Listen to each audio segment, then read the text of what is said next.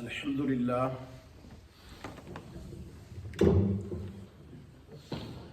للہ وکفا وسلام علی عبادہ الذین اصطفیٰ اما بعد فاعوذ باللہ من الشیطان الرجیم بسم اللہ الرحمن الرحیم ان الذین سبقت لهم منا الحسنى اولئک عنہا مبعدون لا يسمعون حسيسها وهم فيما اشتهت أنفسهم خالدون لا يحزنهم الفزع الأكبر وتتلقاهم الملائكة هذا يومكم الذي كنتم توعدون صدق الله العظيم وصدق الرسول النبي الكريم العميد ونحن على ذلك لمن الشاهدين والشاكرين والحمد لله رب العالمين ببركة إن الله وملائكته يصلون على النبي يا أيها الذين آمنوا صلوا عليه وسلموا تسليما اللهم صل على سيدنا مولانا محمد وعلى آل سيدنا ومولانا محمد وبارك وسلم الصلاة والسلام عليك يا سيدي يا رسول الله وعلى آلك وصحبك يا سيدي يا حبيب الله الصلاة والسلام عليك يا سيدي يا رسول الله وعلى آلك وصحبك يا سيدي يا خاتم النبيين الصلاة والسلام عليك يا سيدي يا رسول الله وعلى آلك وصحبك يا سيدي يا خاتم النبيين مولاي صل وسلم دائما أبدا على حبيبك خير الخلق كلهم هو الحبيب الذي ترجى شفاعته لكل هول من الأهوال مقتحم فإن من جودك الدنيا وضرتها ومن علومك علم اللوح والقلم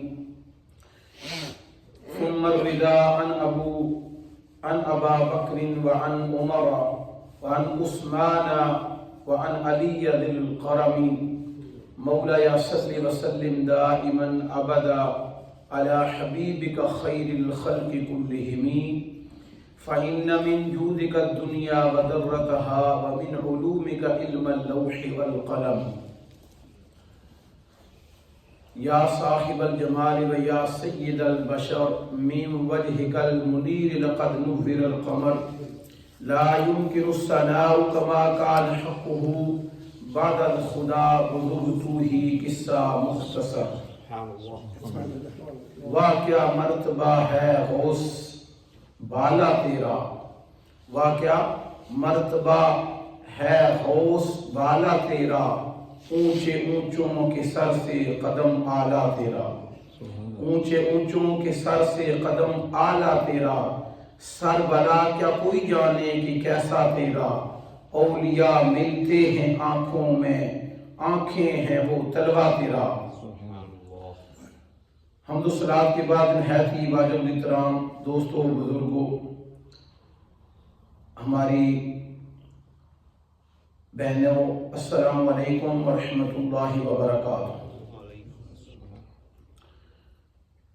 ربیع الاخری کا یہ مہینہ جاری و ساری ہے اور اس مہینے کی جو مناسبت ہے وہ حضور غوث الورا غوث اعظم رحمہ اللہ تعالی کے ساتھ خاص طور پر منائی جاتی ہے اور الحمدللہ اہل سنت کا یہ وتیرہ ہے کہ ہم جہاں پر ربیع الاول میں ذکر خیر الانام کرتے ہیں وہاں جیسے ہی ربیع الثانی کا مہینہ شروع ہوتا ہے تو اس مہینے میں ہم غوث الورا غوث اعظم قطب الاقطاب شیخ الاسلام والمسلمین خواجہ خواجگان پیران پیر پیر الشاہ عبدالقادر جیلانی الحسنی الحسینی رحمہ اللہ تعالیٰ کے منقبات ذکر کیے جاتے ہیں اور ان کے ذکر سے ہمارے دلوں کو حلاوت اور چاشنی ملتی ہے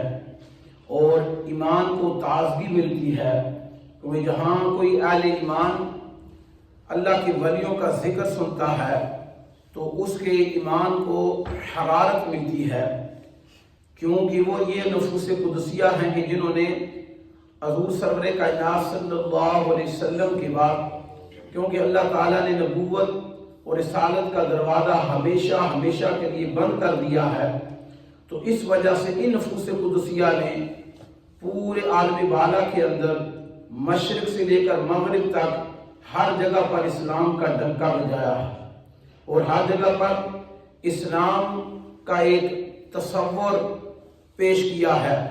تو اس وجہ سے حضور غوث اعظم جو ہیں یہ ہمہ جیت شخصیت ہیں۔ ہمہ جیت شخصیت یہ ہے کہ آپ کے مختلف پہلو ہیں۔ اس کی مثال یوں لے لیجئے کہ جس طرح حضور سرور کائنات صلی اللہ علیہ وسلم انبیاء علیہ السلام میں آپ کو ایک خاص مقام حاصل ہے، یعنی کوئی ایسی زبان نہیں ہے، کوئی ایسا قلم نہیں ہے جو ثنائے خیر الورا کر سکے یا یہ دعویٰ کر سکے کہ میں حضور سرور کائنات صلی اللہ علیہ وسلم کی کما حق ہوں ثنا کر چکا ہوں یا لکھ چکا ہوں۔ تو بالکل اسی طرح اولیاء کے درمیان بھی حضور سیدنا غوث الورا غوث اعظم کو اللہ تعالیٰ نے مقام عطا فرمایا ہے کہ آپ کی منقبت بیان کرنے کے لیے اتنی اللہ تعالیٰ نے آپ کی شان اور رفعت بلند کی ہے کہ یہ ایک جمعہ کیا اگر ہزاروں جمعہ تو مبارک آپ کی شان میں پڑھائے جائیں تو خدا کی عزت کی قسم یہ کم ہے۔ تو آج کے ہمارے جمعہ مبارک کا جو موضوع ہے وہ ہے حضور غوث اعظم کا خاندان شجرہ مبارک، نسب مبارک، حضور غوث اعظم کا نسب مبارک، انسسٹر آف سیدنا غوث اعظم رحمہ اللہ تعالی۔ کیونکہ جب بھی کسی ہستی کا ذکر کیا جاتا ہے تو یہ بات ہمیں معلوم ہونی چاہیے کہ اس ہستی کے ذکر کے ساتھ ساتھ ہم اس کے خاندان پر بھی نظر ڈالتے ہیں کہ اس کا خاندان کس رتبے پر فائز تھا، اس کا تعلق، اس شخصیت کا تعلق کس خاندان کے ساتھ ہے۔ کیونکہ انسان کی مزاج سازی جو ہے، انسان کی جو کردار سازی جو ہے، وہ اس کے اخلاق سازی جو ہے، اس کا جو کردار ہے اس کے خاندان کا عکس ہوتا ہے۔ ان کی جیسا خاندان ہے پھر ایسے ہی اس کی کردار سازی ہوتی ہے۔ تو عمومی طور پر ہم حضور سیدنا غوث اعظم کے حوالے سے بات کو کرتے ہیں، لیکن حضور سیدنا غوث اعظم کا جو خاندان ہے یہ بھی ایک عظیم خاندان ہے، ایک ایسا خاندان، ایک ایسا چین ہے کہ جس کی مثال بہت ہی کم ملتی ہے۔ یعنی ہسٹری کے اندر یہ تو ہوتا ہے کہ بڑی بڑی شخصیات پیدا ہوئی ہیں، بڑے بڑے اکابر اجلہ پیدا ہوئے ہیں، لیکن جب ہم ان کے خاندان پر نظر ڈالتے ہیں تو پتہ لگتا ہے کہ ان کا خاندان کوئی خاصا صاحب کرامت نہیں ہے۔ کرامت کا معنی ایک تو ہمارے ہاں جو مشہور ہے نا وہ کرامت جو خیر کے عادت ہو، یعنی جو ایک غیر معمولی عمل کسی ولی سے ظاہر، اسے کرامت کہتے ہیں۔ لیکن جو میں کرامت جس کی بات کر رہا ہوں یہاں پر معنی کرامت کا بزرگی ہے، کرامت کا معنی بزرگی ہے۔ وہ حضور غوث اعظم کا جو خاندان ہے، جس طرح آپ وراء الورا ہے اسی طرح آپ کا خاندان مبارک بھی وراء الورا ہے۔ لیکن میں یہاں پر رک کر چند باتیں وہ بھی کرنا چاہتا ہوں جن کا تعلق ہمارے عقیدے کے ساتھ ہے۔ یہ بات بھی ہمیں یاد رکھنی چاہیے، نبوت جو وصف نبوت ہے یہ وحی ہے، یہ عطائی ہے، یعنی نبوت یہ وحی ہے، یہ کسبی نہیں ہے۔ یعنی جو نبی آئے ہیں اللہ تعالیٰ نے انہیں نبوت عطا فرمائی ہے۔ کوئی اپنے عمل سے جد و جہد سے نبی نہیں بن سکتا ہے۔ یعنی اس کو اگر یوں کہیں کہ جس کے سر پر بھی نبوت کا رسالت کا تاج سجا ہے وہ اللہ تعالیٰ نے سجایا ہے، یعنی انہیں نبوت اور رسالت اللہ تعالیٰ نے عطا فرمائی ہے۔ یعنی اللہ تعالیٰ نے ان شخصیات کو نبوت اور رسالت عطا فرمائی ہے، تو نبوت اور رسالت یہ وحی ہے، کسبی نہیں ہے۔ لیکن جو ولایت ہوتی ہے یہ وحی بھی ہوتی ہے اور کسبی بھی ہوتی ہے۔ یعنی کوئی شخص اٹھ کر یہ نہیں کہہ سکتا ہے کہ میں نبی ہوں، جیسے کہ مرزا قادیانی نے کہا تو اس پر کفر کا فتویٰ لگا، کیونکہ نبوت کے لیے وحی کا ہونا ضروری ہے، اور پھر نبوت کا جو تسلسل تھا وہ حضور ختمی مرتبت پر مکمل ہو چکا ہے۔ تو لہذا جن جن کو اللہ تعالیٰ نے نبوت عطا فرمائی ہے یہ ایک وہبی عمل ہے، اللہ نے انہیں منتخب فرمایا تھا، سلیکٹ فرمایا تھا، لیکن جو ولایت ہے یہ وادی بھی ہے اور کسبی بھی ہے۔ وادی اور کسبی کا معنی یہ ہے کہ ولایت میں بھی اللہ تعالیٰ اپنے بندوں کا انتخاب فرماتا ہے، جیسے حضور غوث الورا غوث آدم آپ مادرزاد ولی ہیں، یعنی دنیا میں آنے سے پہلے ہی آپ کی ولایت کے چرچے مشہور ہو چکے تھے۔ آپ کی ولادت سے پہلے ہی حضور جنید بغدادی جیسے اکابرین اجلہ نے آپ کے بارے میں نوید اور خوشخبری بتا دی تھی کہ اس زمانے کے اندر فلاں جگہ کے اندر ایک اللہ کا ولی پیدا ہوگا۔ آپ کی ولایت جو تھی وہ مشہور تھی، آپ پیدائشی ولی ہیں، لیکن یہ بھی ہو سکتا ہے کہ وہ کسبی ولی بن جائے، یعنی وہ بھی یقیناً اللہ ہی کی عطا سے ہوگا، لیکن وہ اگر پیدائشی میں کوئی شخص ولی نہیں ہے تو وہ کسب کر کے یعنی کہ اعمال کے ذریعے بھی انسان اللہ کا ولی بن سکتا ہے۔ یعنی حرام سے بچنا اور جو فرائض ہیں ان پر عمل کرنا اور نوافل کی کثرت کرنا، صوم و صلات کی کثرت کرنا، یہ بھی انسان کو ولایت کے درجے پر پہنچا دیتی ہے۔ اسے کہتے ہیں ولایت کسبی، یعنی اگر کوئی شخص متقی ہے، پرہیزگار ہے، صوم و صلات کا پابند ہے، اور خود حضور سرور کائنات صلی اللہ علیہ وسلم کی حدیث قدسی ہے کہ انسان جب کثرت کے ساتھ نوافل پڑھتا ہے، اب نوافل سے مراد ہم نے کہا کہ بہت ساری ٹرم ہم نے ان کو مختص کر دیا ہے کہ نوافل سے مراد یہ ہے کہ صرف نفل نہیں، نفل پڑھنے سے مراد یہ نہیں ہے، نوافل سے مراد یہ ہے کہ کچھ حقوق ہیں، حقوق سے بڑھ کر کسی بھی عمل کے اندر آگے چلا جانا۔ مثلا مثال کے طور پر ایک شخص پر زکوٰۃ فرض ہے، اب زکوٰۃ دینا تو اس کے لیے ضروری تھا، وہ تو زکوٰۃ بھی دیتا ہے، لیکن زکوٰۃ کے علاوہ بھی کثیر تعداد میں وہ کیا کرتا ہے، خیرات کرتا رہتا ہے۔ اب یہ جو نفلی خیرات کرتا ہے یہ بھی نوافل کے زمرے میں ہے، ٹھیک ہے۔ تو اسی طرح ایک شخص روزے رکھتا ہے، روزے رکھنا فرض تھا رمضان شریف کے، لیکن رمضان کے علاوہ بھی وہ روزے رکھتا ہے، یہ بھی نفلوں میں آ جائے گا۔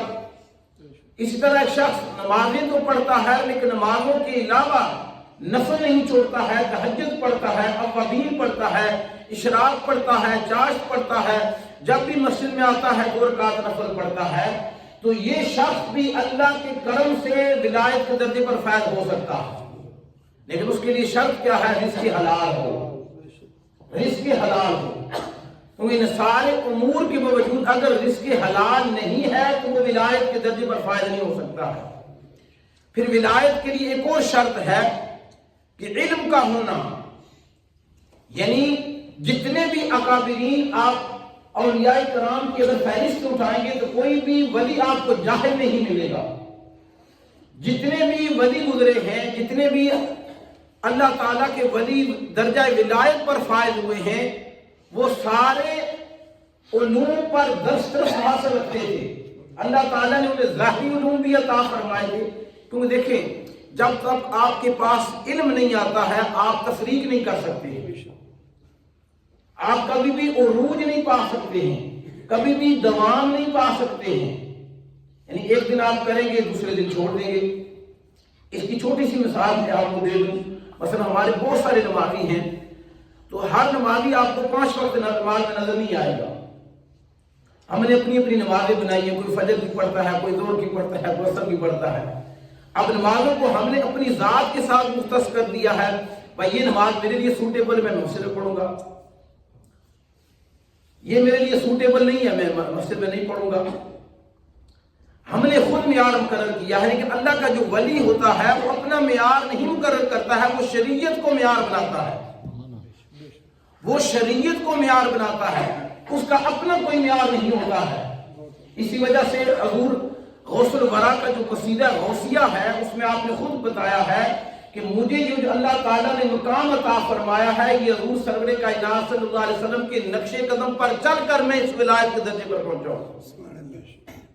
یعنی اس ولایت کے درجے پر اللہ نے مجھے فیض فرمایا ہے، یہ میں اپنے نانا جان کے نقش قدم پر چل کر اللہ تعالیٰ نے مجھے مقام عطا فرمایا.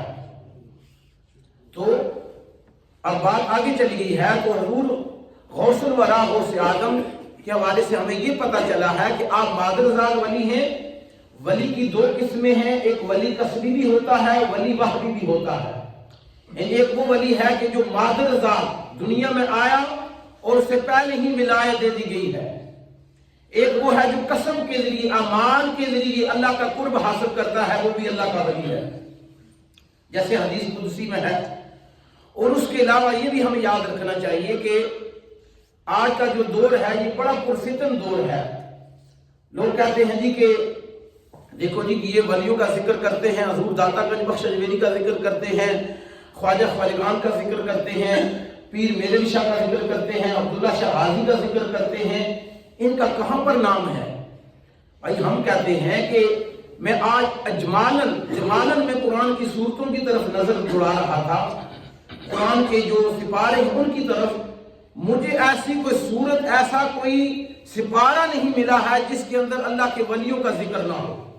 خدا کی عزت کی قسم کوئی ایسا سپارہ آپ اٹھا کر دیکھیں. 30 سپارے ہیں، 30 سپاروں میں آپ کو ہر سپارے کے اندر اللہ کے ولیوں کا ذکر ملے گا. اب میں نے آیت پڑھی ان الذین سبقت لهم منا الحسنى، یہ جنہیں اللہ تعالیٰ نے سبقت عطا فرمائی ہے، اللہ تعالیٰ نے ان سے حسنہ کا وعدہ کیا ہے قیامت والے دن. اور آگے اللہ تعالیٰ نے کیا فرمایا؟ تتلقاہم الملائکہ، کہ قیامت والے دن فرشتے جن کا استقبال کریں گے. یعنی جن کا فرشتے استقبال کریں گے یہ کون ہے؟ یہ اللہ کے ولی ہیں. بھائی دیکھیں نا، نبی کے ساتھ کسی کا کوئی مماثلت نہیں ہے. نبی کا درجہ ورا الورا ہوتا ہے. لیکن اگر آپ ہر سپارے کے اندر دیکھیں گے، اب سورۃ البقرہ میں دیکھیں کہ وہ جو حضرت موسیٰ علیہ السلام، وہ جو شخص کہ جس کا بیٹا تھا، وہ گائے کا جو سارا قصہ ہے، اب اس کا باپ اللہ کا ولی تھا. دوسرے سپارے میں آ جائیں، وہاں پر بھی اللہ کے ولیوں کا ذکر ہے. اچھا سورہ آل عمران میں آ جائیں، آل عمران خود یہ نبی نہیں ہے، اللہ کے ولی ہیں. سیدہ مریم اللہ کی ولیہ ہیں. تو اس صورت کے اندر بھی آگے جس بھی آپ سپارے میں جائیں گے آپ کو اللہ کے ولیوں کا ضرور ذکر ملے گا. تو قاعدہ کیا ہے؟ قاعدہ یہ ہے کہ انبیاء کے بعد اور صحابہ کرام کے بعد ولی جو ہے وہ کوئی بھی ہو سکتا ہے جو شریعت کا پابند ہو، مصطفیٰ جان رحمت کی شریعت کو اپنا اونا بچھونا بنا لے، وہ اللہ کا ولی بن سکتا ہے. اس کے لیے کوئی قید نہیں. اب یہاں پر جیسے فرمایا تتلقاہم الملائکہ، اللہ تعالیٰ کے فرشتے ان کا استقبال کریں گے. اور چوتھے سپارے میں فرمایا وَيَتَفَكَّرُونَ فِي الْأَرْضِ قِيَامًا وَقُعُودًا، کہ وہ کیا کرتے ہیں؟ زمین و آسمان میں تفکر کرتے ہیں، پوری رات کھڑے رہتے ہیں. اب ایک سپارے میں فرمایا کہ ان کے پہلو رات سے بستروں کو جدا ہو جاتے ہیں. یعنی جب رات پڑتی ہے تو اللہ کا ولی سوتا نہیں ہے بلکہ وہ مصلی رسول پر کھڑا ہو جاتا ہے. وہاں پر وہ کھڑا ہو جاتا ہے اور کیا کرتا ہے؟ اللہ کی بندی شروع کر دیتا ہے. تو اب یہ ولیوں کا ذکر اگر کوئی کہے تو آپ اسے کہیں کہ تمہاری مت ماری ہے. پورا قرآن. اور پھر دیکھیں، اب میں ایک اور آپ کو عقلی مثال دینے لگا ہوں کہ اگر قرآن میں جہاں پر جو سابق کاف تھے سورۃ الکاف کے اندر، تو سورۃ الکاف کے اندر وہ جو اصحاب کاف ہیں یہ کون ہیں؟ اللہ کے ولی ہیں. اسی طرح سورۃ نمل کے اندر جو حضرت سلیمان علیہ السلام کا جو آپ کا متابعین تھا، جس نے کہا تھا کہ میں بلقیس کا تخت اتنے دور سے 3000 مائل سے ایک آنکھ چپکنے کی صورت میں یہاں پر لے آؤں گا، وہ بھی اللہ کا ولی تھا. اب ان اللہ کے جو ولی ہیں ان کا قرآن میں ذکر موجود ہے. تو اب جب آپ ان کا ذکر قرآن میں پڑھتے ہیں تو کیا آپ کو ثواب ہوگا یا نہیں ہوگا؟ ہوگا. کیوں ہوگا؟ اس وجہ سے کہ اللہ کی کتاب ہے، اللہ نے خود جا بجا اپنے مقرب بندوں کا ذکر کیا ہے، تو پتہ یہ چلا کہ اگر ان کا ذکر برا ہوتا تو اللہ تعالیٰ ان کا ذکر قرآن میں کیوں کرتا؟ پھر لیکن جب قرآن کا ایک لفظ پڑھنے پر 10 نیکیاں ہیں، تو کیا جب آپ ولی کا ذکر آئے گا چھوڑ دیں گے؟ انما ولیکم اللہ ورسولہ، تو کیا قرآن نے کہا ہے کہ یہاں سے آپ نہ پڑھیں؟ نہیں، آپ نماز میں جہاں سے چاہیں قرآن کی تلاوت کر لیں، آپ کو ثواب ملے گا، چاہے اس میں اللہ کی توحید کا ذکر ہو، رسالت کا ذکر ہو، نبوت کا ذکر ہو، جہاں پر سے بھی آپ قرآن پڑھیں گے آپ کو ثواب ملے گا۔ اب یہ تمہیدی باتیں ہیں، اس لیے کہ ہمیں یہ جاننا ہمارے لیے ضروری ہے، اہل سنت کے لیے جاننا ضروری ہے کہ جس دور سے ہم گزر رہے ہیں یہ بڑا پرفتن دور ہے، یہ بڑا پرفتن دور ہے کہ لوگ اللہ کے ولیوں پر اعتراض کرتے ہیں۔ بھائی تم اللہ کے ولیوں پر اعتراض نہیں کرتے ہو، تم اللہ تعالیٰ کی ذات پر اعتراض کر رہے ہو، جسے اللہ یہ مقام عطا فرمائے، گویا جسے اللہ یہ مقام عطا فرما رہا ہے، آپ اللہ کی عطا پر ناراض ہیں، اللہ کی عطا پر آپ اعتراض کر رہے ہیں، تو اللہ کی عطا پر وہی اعتراض کرتا ہے جو جہل مطلق ہو۔ اگر کوئی صاحب علم ہوگا تو اللہ کی عطا پر اعتراض نہیں کرے گا، وہ اللہ کی عطا پر اعتراض نہیں کرے گا۔ اب سنیے حضور داتا گنج بخش اجمیری رحمہ اللہ، حضور غوث الورا کا جو آپ کا سلسلہ نسب ہے، آپ کا نام ہے عبد القادر، آپ کے بہت سارے لقبات ہیں، ابو محمد آپ کا لقب ہے، محی الدین آپ کا لقب ہے۔ محی الدین کا مطلب کیا ہے؟ دین کو زندہ کرنے والا، یعنی جس نے دین کو دوام عطا فرمایا ہے، جن کی وجہ سے آج دین ہمارے پاس موجود ہے، تو آپ کا لقب ہے محی الدین۔ آپ خود اپنے جو آپ کا خطبہ ہے نا غوثیہ، اس کے اندر بھی آپ فرماتے ہیں کہ لقبی، میرا جو لقب ہے وہ کیا ہے؟ محی الدین، کہ اللہ تعالیٰ نے میری وجہ سے اس دین کو تقویت عطا فرمائی ہے۔ آپ کا نام عبد القادر ہے اور آپ کے والد کا نام ابو صالح موسیٰ جنگی دوست ہے۔ اب یہ بھی اللہ کے ولی ہیں، کیونکہ آج ہم نے حضور غوث اعظم کے شجرہ نسب پر بات کرنی ہے، یہ بھی اللہ کے ولی ہیں، حضور غوث اعظم بھی اللہ کے ولی ہیں، آپ کے والد بھی اللہ کے ولی ہیں، آپ کے نانا جان بھی اللہ کے ولی ہیں، آپ کی والدہ بھی اللہ کی ولیہ ہیں، اور آپ کی پھپھی جان بھی اللہ کی ولیہ ہیں۔ یعنی یہ سارا گھرانہ جو ہے یہ ولیوں کا گھرانہ ہے، سارا گھرانہ جو ہے ولیوں کا گھرانہ ہے۔ اور پھر دیکھیں کہ ان کے جو والد ہیں وہ ہیں بن عبداللہ، پھر ان کے والد ہیں بن یحییٰ، پھر ان کے والد ہیں بن داؤد، پھر ان کے والد ہیں بن موسیٰ ثانی، پھر ان کے والد ہیں بن عبداللہ، پھر ان کے والد ہیں موسیٰ جون، پھر ان کے والد ہیں عبداللہ معاص، پھر ان کے والد ہیں حسن مصنع، یہ امام حسن کے بیٹے ہیں۔ یہ کس کے بیٹے ہیں؟ امام حسن مجتبی کے بیٹے ہیں، حضرت حسن مصنع۔ اور حضرت حسن مصنع جو ہیں اس سے پھر امام حسن، پھر امام حسن سے مولا کائنات، یعنی حضور غوث الورا عبد القادر 10ویں پشت میں جا کر آپ کا سلسلہ نسب اپنے والد کی طرف سے حضور سیدنا امام حسن مجتبی سے جا کر ملتا ہے۔ آپ اپنے والد کی طرف سے حسنی سید ہیں اور اپنی والدہ کی طرف سے حسینی سید ہیں، اسی وجہ سے آپ کو نجیب الطرفین، یعنی دونوں طرف سے آپ کو اللہ تعالیٰ نے یہ بزرگی عطا فرمائی ہے، یعنی والد کی طرف سے بھی اور والدہ کی طرف سے بھی، یعنی والد کی طرف سے بھی آپ حسنی ہیں اور والدہ کی طرف سے آپ حسینی سید ہیں۔ اب یہ جو عبداللہ معاذ بن حسن مصنع امام حسن مجتبی کے، اس وجہ سے میں آپ کو عرض کر رہا ہوں کہ انسان کے کردار پر، شخصیات پر اس کے خاندان کا اثر ہوتا ہے۔ اگر کسی خاندان کو پرکھنا ہو، کسی شخص کو پرکھنا ہو تو اس کے خاندان کو دیکھا جاتا ہے کہ اس کا تعلق کس خاندان کے ساتھ ہے، اس کا شجرہ نسب کہاں سے کہاں جا کر کس کے ساتھ ملتا ہے۔ تو کسی بھی شخصیت پر پھر خاندان کا جو اثر ہے، پھر حضور سرور کائنات صلی اللہ علیہ وسلم نے خود بھی ارشاد فرمایا کہ کبھی جو بچہ جو ہے وہ اپنے دادا پر جاتا ہے اور کبھی اپنے نانا پر چلا جاتا ہے، اور آج سائنس بھی پروف کر رہی ہے کہ کبھی بچہ جو ہے وہ اپنے دوسری تیسری پشت میں اپنے والدین پر جاتا ہے۔ اور پھر دیکھیے کہ قرآن کی روح سے اگر آپ کے والدین نیک ہیں ان کا اثر بھی آپ پر پڑتا ہے۔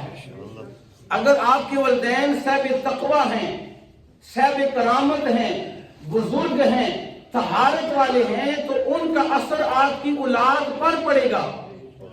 اب بھائی مثال دیجئے، اب قرآن میں اللہ نے کہا وَأَبُوهُمَا صَالِحًا، وہ جن کی دیوار موسیٰ علیہ السلام اور خضر علیہ السلام نے تعمیر کی تھی نا سورۃ کاف کے اندر، تو وہ دو یتیم بچے تھے۔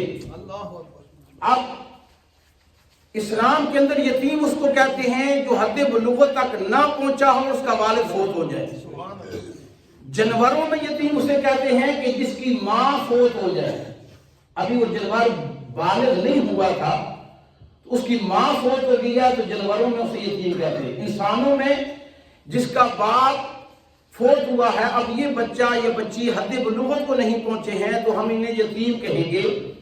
تو قرآن میں کہا گیا ہے کہ حضرت خضر علیہ السلام وہاں پر دیوار تعمیر کرنا شروع ہوئی۔ موسیٰ علیہ السلام اب بھوک لگی ہوئی ہے، کوئی وادی والے کھانا نہیں پوچھ رہے ہیں، مہمان نوازی بھی نہیں کی ہے، موسیٰ علیہ السلام ناراض بھی ہیں، پھر بھی خضر علیہ السلام نے کہا ہم نے یہ دیوار ملی ہے، اس کو تعمیر کرنا ہے۔ تو امام قرطبی نے لکھا ہے یہ جن بچوں کی دیوار تعمیر کی گئی تھی جو یتیم تھے، اس دیوار کے نیچے خزانہ تھا، سونے کی تختیاں تھی۔ تو خضر علیہ السلام موسیٰ علیہ السلام کو جو حکم ملا اس دیوار کو تعمیر کرو، اس وجہ سے ملا کہ 7ویں پشت میں ان کا ایک والد نیک گزرا تھا، باپ نہیں، دادا نہیں، 7ویں پشت میں۔ وہ جو 7ویں پشت میں تھا وہ صاحب امانت تھا، لوگ اس کے پاس امانتیں رکھتے تھے، وہ لوگوں کی امانتوں کی حفاظت فرماتا تھا۔ تو اللہ نے اسے یہ بزرگی عطا فرمائی کہ تم لوگوں کی امانتوں کی حفاظت فرماتا ہے، میں تیری نسل میں یہ یتیم بچے ہیں ان کی امانتوں کی حفاظت میں خود خدا فرماؤں گا، اور کسی عام بندے سے بھی حفاظت نہیں کروائی ہے۔ موسیٰ علیہ السلام اور خضر علیہ السلام سے کہا ہے کہ ان کے نیچے خزانہ ہے، اس دیوار کے نیچے اس کی مرمت کر دو۔ تو پتہ یہ چلا کہ اگر والدین نیک ہوں تو اس کا اولاد پر اثر پڑتا ہے، اس کا اولاد پر اثر پڑتا ہے۔ تو امام حسن مجتبی آپ کے 2 بیٹے ہیں، پلیز توجہ کے ساتھ سنیے گا۔ دیکھیں ہم رات کو میں 9 بجے بیٹھا ہوں، 12 بجے تک مطالعہ کرتا رہا، اس وجہ سے کہ یہ نگینے، یہ ہیرے، ہمارا کام ہے کہ آپ تک پہنچانا، کیونکہ یہ اللہ کے ولیوں کا جو ذکر ہے یہ ایمان کو حلاوت بخشتا ہے۔ اور یقین مانے کہ اگر آپ بالکل تنہائی میں بیٹھ کر ان نفوس قدسیہ کو پڑھیں نا، بلکہ اب میں یہ بتانا نہیں چاہتا، رات کو قصیدہ غوثیہ جو ہے نا، قصیدہ غوثیہ کے ہر شعر کے آگے ہمارے علماء نے لکھا اس شعر کو اگر آپ اتنی دفعہ پڑھیں تو آپ کی یہ مشکل حل ہو جائے گی۔ اور پھر نماز غوثیہ بھی ہے، نماز غوثیہ آپ نے سنی ہے کبھی؟ لیکن نماز اللہ تعالیٰ کے لیے ہے، جتنی بھی نماز ہے whenever you say worship, all the worship belong to Almighty Allah, all the worship belong to Almighty Allah۔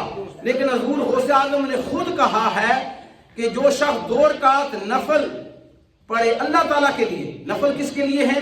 نفل کیونکہ عبادت ہے، عبادت is belong to Almighty Allah۔ جو شخص 2 رکعت نماز نفل پڑھے، ہر رکعت میں سورۃ الفاتحہ کے بعد 11 دفعہ سورۃ اخلاص شریف پڑھے، اور اس کے بعد حضور غوث اعظم فرماتے میرے نانا جی پر سلام پڑھے اور میرے توسل سے رب کی بارگاہ میں دعا مانگے، اللہ اس کی دعا قبول فرما لے۔ آپ خود فرماتے ہیں، خود جو ہے وہ غوث الورا فرماتے ہیں۔ تو حضور حسن مصنع جو ہیں یہ میدان کربلا میں بھی موجود تھے، اور آپ کو بھی زخم آئے تھے، اور حضرت سیدنا امام حسن مجتبی کے آپ کی بہت ساری اولاد امجاد ہے، لیکن آپ کے 2 بیٹے جو ہیں وہ بڑے مشہور ہیں، حضرت امام حسن مصنع اور امام زید۔ امام زید جو ہے یہ 7ویں پشت میں حضور داتا گنج بخش اجمیری کے دادا ہیں. یہ دونوں سگے بھائی ہیں، حسن مثنیٰ اور زید بن حسن، یہ دونوں سگے بھائی ہیں. ایک جو ہے وہ زید بن مثنیٰ یہ 7ویں پشت میں حضور غوث الورا حضور داتا گنج بخش اجمیری کے دادا جان ہیں، اور حضور حسن مثنیٰ جو ہیں یہ 10ویں 9ویں پشت میں حضور غوث الورا کے دادا جان ہیں. یعنی ددحال سے ہے نا، ددحال سے. پھر دیکھیے کہ ان کو اللہ تعالیٰ نے حضور حسن مثنیٰ کو یہ اعزاز عطا فرمایا کہ آپ ہو بہو بالکل ہم شکل حسن مجتبیٰ تھے. یعنی آپ کی جو شکل تھی وہ حضور حسن مجتبیٰ امام حسن مجتبیٰ رضی اللہ تعالیٰ سے ملتی تھی، اور امام حسن مجتبیٰ کی جو شکل ہے وہ چہرہ والضحیٰ سے ملتی تھی.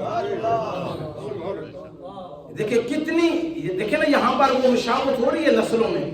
یعنی کہ حضور سرور کائنات صلی اللہ علیہ وسلم اب خود حضرت علی المرتضیٰ شیر خدا فرماتے ہیں، کیونکہ حضرت علی المرتضیٰ ان اکابرین صحابہ کرام میں سے ہیں جنہوں نے حضور سرور کائنات صلی اللہ علیہ وسلم کا ظاہری حلیہ بیان کیا ہے.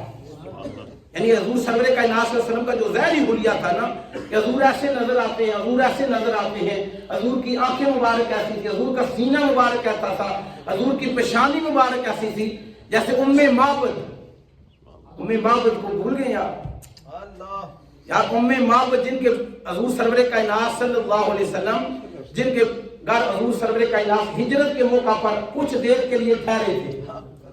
امت کی ام معبد جو ہے وہ اس کی ساری بکریاں، کسی کے ہاں دودھ نہیں تھا، میرے آقا نے ہاتھ پھیرا تو اتنا بکریوں نے دودھ دیا کہ سارے برتن بھر گئے.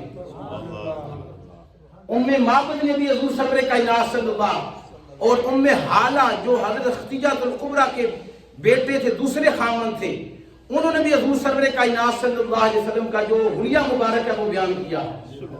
تو حضرت علی المرتضیٰ شیخ خدا خود فرماتے ہیں کہ میرا یہ بیٹا حسن جو ہے یہ چہرے سے لے کر سینے تک حضور آقا نامدار صلی اللہ علیہ وسلم کی طرح ہے، اور حضرت حسن مثنیٰ جو ہیں یہ امام حسن کی طرح اپنے بابا کی طرح ہے. اور پھر دیکھیے کہ حضرت امام حسین اپنے اس چچیرے بیٹے سے، بھتیجے سے بہت پیار کرتے تھے. آپ کی جو بیٹی ہے امام حسین کی جو بیٹی ہے جن کا نام فاطمہ بنت حسین ہے، جن کا نام فاطمہ بنت حسین ہے، یہ ہم شکل سیدہ فاطمہ الزہرا تھی. یعنی جس طرح حسن مثنیٰ امام حسن مجتبیٰ کی طرح اور امام حسن مجتبیٰ مصطفیٰ جن رحمت کی طرح، اسی طرح امام حسین کی جو بیٹی سیدہ فاطمہ بنت حسین ہے وہ بالکل شکل میں سیدہ کائنات مخدومہ کائنات سیدہ فاطمہ الزہرا کی طرح نظر آتی تھی. اب کیونکہ امام حسین اپنے اس بھتیجے کے ساتھ بے پناہ پیار کرتے تھے، آپ نے اس اپنی بیٹی کی شادی، فاطمہ کی شادی امام حسن مثنیٰ سے کی ہے. ان سے پھر کیا ہوا ہے، ان سے عبداللہ معاذ پیدا ہوئے ہیں جو 6 پشت میں حضور غوث الورا کے دادا جان ہیں. عبداللہ معاذ انہیں کیوں کہتے ہیں؟ اس وجہ سے یہ خالص حسنی حسینی سید ہیں. ایک طرف فاطمہ اور دوسری طرف حسن مثنیٰ. تو یہ جو، اور پھر یہ بھی ہمیں پتہ ہونا چاہیے کیونکہ ہم حضور سیدنا غوث الورا کے شجرہ مبارک کی بات کر رہے ہیں، کیونکہ آپ کو ایک تو بزرگی اس وجہ سے آپ کو ملی ہے کہ آپ ولایت کے درجے پر، علم و زہد طہارت کی وجہ سے آپ ولایت کے درجے پر فائد ہیں. دوسری آپ کو اس وجہ سے بزرگی ہے کہ آپ کا خاندان جو ہے وہ بہت اعلیٰ ہے، خاندانی لحاظ سے. کیونکہ بعض وقت ایسا ہوتا ہے کہ انسان خود تو کسی اعلیٰ مرتبے پر فائد ہوتا ہے لیکن اس کا خاندان کو قابل تعریف نہیں ہوتا ہے. بعض وقت ایسا ہوتا ہے خاندان تو بڑا تعریفوں والا ہے، خاندان تو بڑا اعلیٰ ہے لیکن آگے کچھ نہیں ہے. لیکن حضور غوث الاعظم جو ہے یہ مجمع البحرین ہیں، یعنی آپ خود بھی وراء الورا ہے اور آپ کا خاندان بھی وراء الورا ہے. اور پھر حضور سیدنا حسن مجتبیٰ رضی اللہ تعالیٰ عنہ کے لیے جو سب سے پہلے سید کا لفظ استعمال ہوا ہے وہ خود میرے اور آپ کے لجپال نبی صلی اللہ علیہ وسلم نے سید کا لفظ سب سے پہلے حضور صلی اللہ علیہ وسلم نے اپنے اس بیٹے کے لیے استعمال کیا ہے. یعنی حضور سرور کائنات صلی اللہ علیہ وسلم نے سید، آپ نے خود فرمایا ابنی ھذا سید، یہ میرا بیٹا سید ہے. یعنی جس ہستی کو حضور سرور کائنات صلی اللہ علیہ وسلم خود کہیں سید ہے. اب سید کا ایک معنی تو سردار ہوتا ہے، لیکن دوسرا معنی جو امام نبوی نے بیان کیا ہے، انہوں نے کہا کہ سید کا معنی یہ ہوتا ہے، ایک معنی یہ ہے کہ جب امت مصیبت میں مبتلا ہو جائے، ان ساری مصیبتوں کا حل کسی ایک شخص کے پاس اسے سید کہتے ہیں. اسی وجہ سے حضور سرور کائنات صلی اللہ علیہ وسلم نے سید کا لفظ اپنے لیے بھی استعمال کیا. فرمایا انا سید ولد آدم، کہ میں ساری اولاد آدم کا سردار ہوں. ولا فخر، فرمایا کہ قیامت والے دن جب ساری کائنات کے لیے پریشانی ہوگی، اس پریشانی کا حل صرف مصطفیٰ جان رحمت کی بارگاہ میں ہوگا. اسی طرح جب امت پر یہ وقت آیا، ایک طرف آدھی امت کھڑی ہے، دوسری طرف آدھی امت کھڑی ہے، یعنی حضرت سیدنا امیر معاویہ اور حضرت امام حسن حضور سرور کائنات صلی اللہ علیہ وسلم ان کے بارے میں جو خوشخبری دی تھی، لعل اللہ ان یصلح بین العظیمتین، یہ میرا بیٹا وہ سید ہے جو مسلمانوں کے دو عظیم گروہ کے اندر صلح کروائے گا.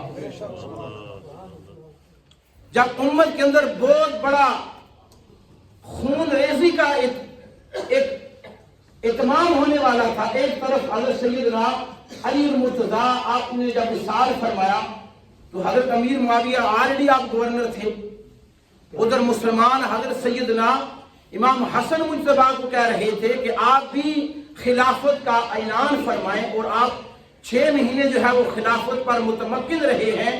لیکن آپ نے جب دیکھا کہ امت کے درمیان اس وقت ہجان اور بے چینی پائی جا رہی ہے، اور اس وقت اس ہجان اور بے چینی اور اس خلوش کو دور کرنے کے لیے ایک ہی شخص کے پاس حل تھا، وہ امام حسن مجتبی تھے.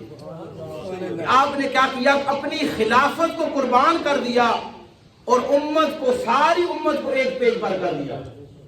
اس وجہ سے امام نبوی فرماتے ہیں کہ حسن مجتبی کو سید حضور سرور کائنات اس وجہ سے کہا کہ آپ کو پتا تھا کہ میری امت جب مشکل میں ہوگی، یہ میرا بیٹا جو ہے میری امت کی مشکل کو دور فرمائے.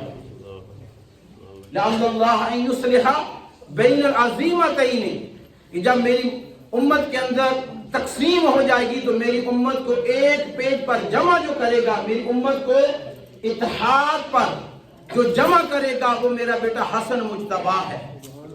تو حضور حسن مجتبی کی اولاد سے امام سیدنا حسن مثنی، اور ان سے پھر آگے ایک بڑی بات جو ہے وہ میری آج رات کو مطالعہ کے دوران جو ہے وہ ایک جو ہمارے کراچی میں اللہ کے ولی ہیں ان کے حوالے سے میں نے جو نوٹ کی ہے وہ بھی بڑی پیاری ہے، شاید ہمیں پتہ نہ ہو. یہ جو عبداللہ شاہ غازی ہیں، عبداللہ شاہ غازی کراچی میں، یہ یوں سمجھیں کہ یہ امام حسن مجتبی کے بیٹے حسن مثنی، ان کے بیٹے ہیں امام حسن مثنی کے بیٹے ہیں عبداللہ معاذ، عبداللہ معاذ کے بیٹے ہیں نفس زکیہ، نفس زکیہ کے بیٹے عبداللہ شاہ غازی ہیں. اتنی قریب جا کر جو اس وقت پاکستان میں جو اللہ کا ولی رام فرما رہا ہے، جس کی نسبت جو ہے بالکل خاندان مصطفیٰ سے بہت ہی قریب ہے، قربت حاصل ہے جس کو، وہ حضور عبداللہ شاہ غازی رحمہ اللہ تعالیٰ. اب دیکھیں حضور عبداللہ شاہ غازی، آپ کا بھی تعلق اسی خاندان سے ہے. حضور داتا گنج بخش اجمیری آپ کے دادا جان اور حضور غوث الورا کے دادا جان، یہ کیا ہے؟ دونوں بھائی ہیں. تو یہ جو ان لوگوں کو اللہ تعالیٰ نے کرامت اور بزرگی عطا فرمائی ہے، ایک تو ظاہری بات ہے کہ یہ مادر ذات ولی تھے، دوسرا اللہ تعالیٰ نے ان کے خاندان کی وجہ سے، کیونکہ انسان کا جو خاندان ہوتا ہے وہ اس کی پہچان ہوتا ہے، وہ اس کا عکس ہوتا ہے. یار یہ شخص فلانے خاندان کے ساتھ تعلق رکھتا ہے، اس کا خاندان بڑا زہد اور تقوی والا ہے، اور پھر یہ زہد اور تقویٰ جو ہے، اسی وجہ سے یہ بات ہمیں یاد رکھنی چاہیے. پچھلے کافی ٹائم گزر گیا ہے، میں نے قطر کا وہ ڈاکٹر ہے اس کا ایک کالم پڑھا تھا. قطر کا ایک ڈاکٹر ہے، آج ہم دین سے دور ہیں، ہم روتے ہیں کہ ہماری اولاد کیوں دین کے قریب نہیں آ رہی ہے. جب تک آپ، ہمارے اکابرین نے لکھا، اگر آپ تہجد گزار ہیں تو پھر آپ کی اولاد نماز پڑھے گی. اگر آپ تہجد گزار ہیں، اگر آپ فرض ہی نہیں پڑھتے ہیں تو یہ مت سوچئے میری اولاد نماز پڑھے گی. اگر آپ فرضوں کے قریب نہیں جاتے ہیں، یہ مت سوچئے کہ پھر یہ مت توقع رکھیے کہ میری اولاد نماز پڑھے گی. اب میں چہرے جب دیکھتا ہوں، بہت سارے ہمارے نمازی مسجد کے پڑوسی ہیں، لیکن سارے صبح سوئے ہوئے ہوتے ہیں.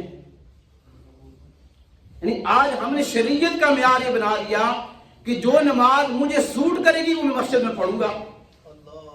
یہ ہمارے قابلین کا طریقہ نہیں ہے. تو اس قطری ڈاکٹر سے پوچھا گیا، بھائی آپ کی 8 گھنٹے ڈیوٹی ہے، آپ 3 گھنٹے ایکسٹرا کیوں کرتے ہیں؟ تو اس ڈاکٹر نے آگے خوبصورت جواب دیا. اس نے کہا یہ جو میں 8 گھنٹے ڈیوٹی کرتا ہوں اس کی تو میں ویجز لیتا ہوں. یہ جو 3 گھنٹے میں ایکسٹرا کرتا ہوں یہ صرف اور صرف میں اپنی اولاد کے لیے کرتا ہوں کہ یا اللہ یہ جو 3 گھنٹے میں کرتا ہوں یہ تیری رضا کے لیے، اس کا صلہ میری اولاد کو عطا فرما. تو یہاں پر بھی جو کہا گیا کان ابوہما صالحا، کہ 7ویں پشت میں جن کا باپ صالح تھا، اللہ تعالیٰ نے ان کی اولاد کا خزانہ سنبھال کے رکھا ہے. تو اگر آپ چاہتے ہیں، دیکھیں میں اور آپ اپنے والد کا انتخاب نہیں کر سکتے، کوئی شخص اپنے والد، لیکن ہم اپنی اولاد کے لیے ان کے والدین کا انتخاب کر سکتے ہیں. اسی وجہ سے حضور سرور کائنات صلی اللہ علیہ وسلم نے کہا کہ لوگ شادی 4 وجوہ کی بنا پر کریں گے: حسن کی وجہ سے، جمال کی وجہ سے، خوبصورتی کی وجہ سے، پیسوں کی وجہ سے، خاندان کی وجہ سے. فرمایا کہ تم نہ پیسوں کی وجہ سے کسی سے شادی کرنا، نہ خاندان کی بزرگی کی وجہ سے شادی کرنا، نہ ظاہری حسن و جمال کی وجہ سے شادی کرنا، بلکہ اگر تم نے کسی عورت سے شادی کرنی ہے تو اس کے دین کی وجہ سے شادی کرنا.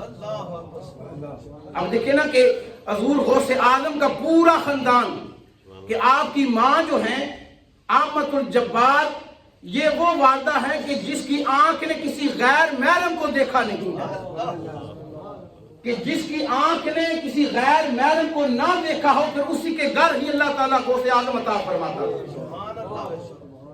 اگر آپ کہیں کہ میں اولاد کے ساتھ ٹی وی بھی دیکھوں، میں فلمیں بھی دیکھوں، میں حرام کام بھی کروں، تو پھر میں کہوں میری اولاد نیک ہو جائے، یہ نہیں ہو سکتا. تو اولاد کو نیک بنانے کے لیے قربانی دینی پڑتی ہے. کبھی یہ سوچئے گا کہ میرے جو اعمال ہیں اس کا اثر اور پڑے گا. یہ بات یاد رکھو، حدیث میں حضور سرور کائنات صلی اللہ علیہ وسلم نے ارشاد فرمایا کہ کبھی اولاد اپنے دادا پر ہوتی ہے، کبھی اپنے نانا پر ہوتی ہے.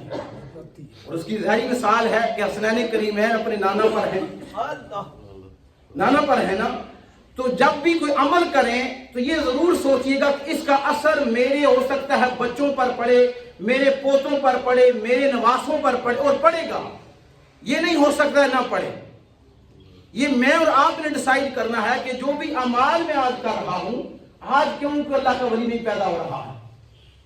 کبھی آپ نے سوچا آج کیوں نہیں ہمارے وطن سے، ہمارے جسموں سے، ہماری اولاد سے آج اللہ کا ولی کیوں نہیں پیدا ہو رہا ہے؟ کیونکہ وہ اللہ کے ولی اس وجہ سے بنے ہیں کہ باپ نے صرف ایک سیب کھا لیا تھا، اس سیب کی وجہ سے 12 سال جو ہے وہ خدمت کی ہے بغیچے کی. ایک سیب کھا لیا تھا. میں اور آپ کتنا کھاتے ہیں؟ کوئی گورنمنٹ کو دھوکہ دے رہا ہے، کوئی بھائی کو دھوکہ دے رہا ہے، کوئی بہن کو دھوکہ دے رہا ہے، کوئی کس کا مال کھا رہا ہے، اور پھر ہم سوچتے ہیں شاید ہماری اولاد نیک ہو جائے. یہ نہیں ہوتا ہے. جب بھی کوئی عمل کریں یہ بات ذہن نشین کر لیں کہ میرے عمل کا میرے اوپر تو امپیکٹ پڑے گا، لیکن میری آنے والی نسلوں پر ضرور اس کا امپیکٹ پڑے گا. اور انسان کی پہچان اس کے خاندان سے ہے. جیسا خاندان ہوگا یہ مزاج، دیکھیں نا جیسے جراثیم منتقل ہوتے ہیں نا. آج ڈاکٹر پوچھتے ہیں کیا آپ کے کسی خاندان میں کسی کو شوگر تھا، پوچھتے ہیں نا. اسی طرح روحانیت اور مزاج بھی منتقل ہوتا ہے. اسی طرح روحانیت جس طرح یہ جراثیم منتقل ہوتے ہیں نا تیسری جنریشن میں چوتھی جنریشن میں، اسی طرح روحانیت بھی منتقل ہوتی ہے. بلکہ میں کہوں گا روحانیت جو ہے وہ بدرجہ اتم منتقل ہوتی ہے. تو آپ اس وجہ سے نیک عمل کریں. ہو سکتا ہے کہ میرا آگے یا اللہ یہ عمل اس وجہ سے کر رہا ہوں، میرے اوپر فرض اور واجب نہیں تھا، اس وجہ سے کر رہا ہوں کہ یا اللہ اس کی بلائی اس کی خیر تو میرے نواسوں کو عطا فرما، میری ذریت کو عطا فرما. تو آج ہم نے حضور غوث الورا کا شجرہ مبارک پڑھا ہے، یعنی آپ کا تعلق کس عظیم خاندان کے ساتھ تھا. انشاءاللہ ہمارا یہ سلسلہ جاری رہے گا. اللہ تعالیٰ سے دعا ہے کہ اللہ تعالیٰ ہمیں اکابرین امت کو پڑھنے اور ان کے خصال حمیدہ مناقب پر عمل کرنے کی توفیق عطا فرمائے. ان جیسا تو ہم نہیں بن سکتے ہیں، لیکن اللہ تعالیٰ ان کے نقش قدم پر چلنے کی توفیق عطا فرمائے. وآخر دعوانا الحمدللہ. سنتے ادا کر لیں. سنتے ادا فرمائے.